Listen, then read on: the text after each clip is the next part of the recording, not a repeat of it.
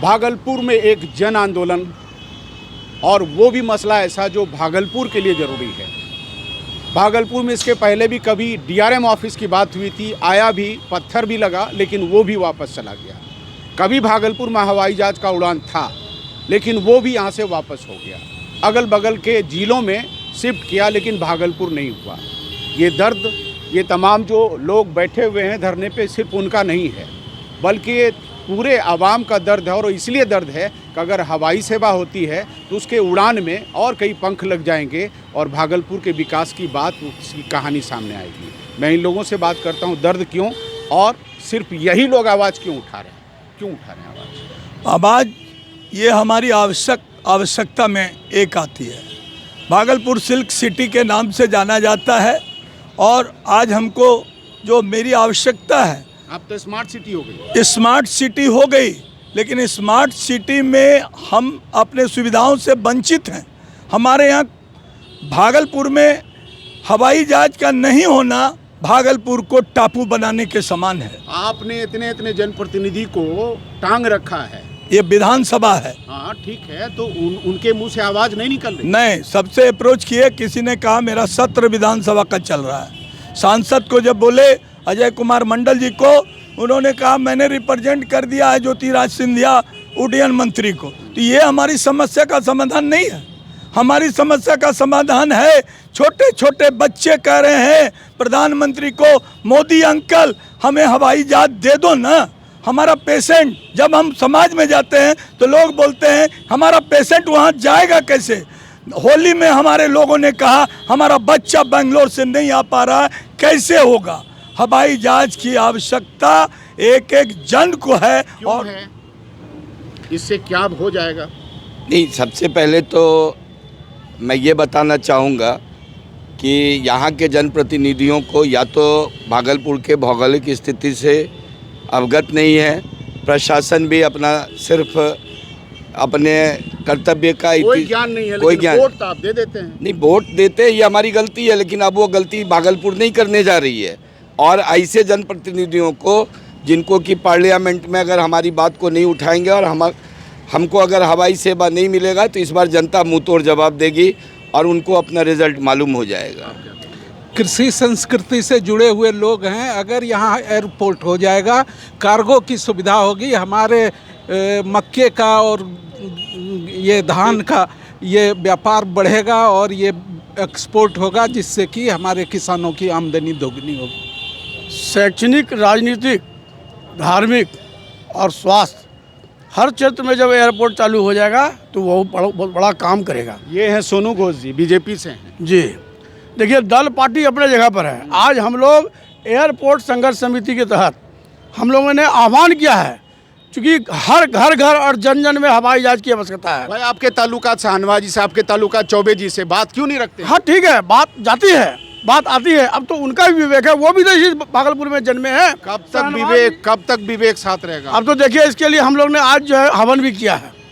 आज हम हवन किया या भस्म किया? नहीं, हवन किया। अभी हम लोग ने हवन किया है कि हो सकता है कि उनका बुद्धि फिर जाए, कि भागलपुर के मिट्टी का अगर हम लोगों ने नमक खाया है तो उस नमक का जो है हम लोग शहरियत रखें। आप क्या कहेंगे? देखिए सर, आज से 15 साल पहले इसको हो जाना था, पर पूर्व पे जो हमारे जनप्रतिनिधि थे उन्होंने ऐसा कहा था, जैसा अखबार के माध्यम से मुझे पता चला है कि हमारे लाश पर से हवाई जहाज़ उड़ेगा।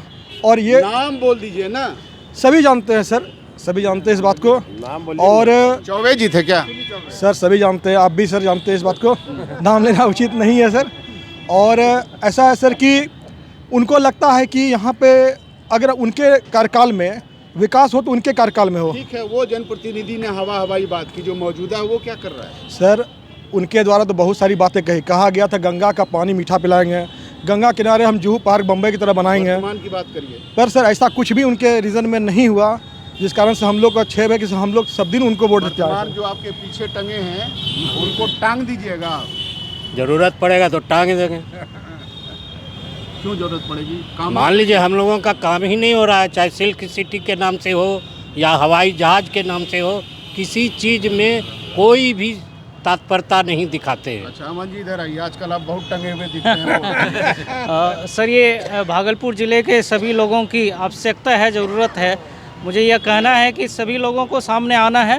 पीछे बहुत पहले आ जानी चाहिए हवाई सेवा, नहीं आ पाई, उसके विषय में चर्चा करना भी ठीक नहीं होगा।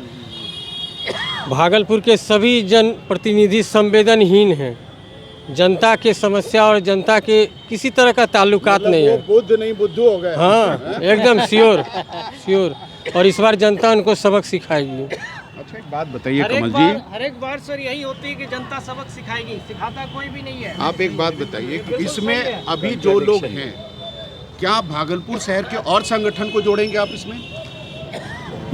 आप पहला दिन हमारा 22 तारीख को बिहार दिवस के अवसर पर डॉक्टर आनंद मिश्रा हमारे हवाई जहाज सेवा संघर्ष समिति के सह संयोजक हैं, मैं इसका संयोजक बनाया गया और हमारी आज 25 आदमी की कोर कमेटी है।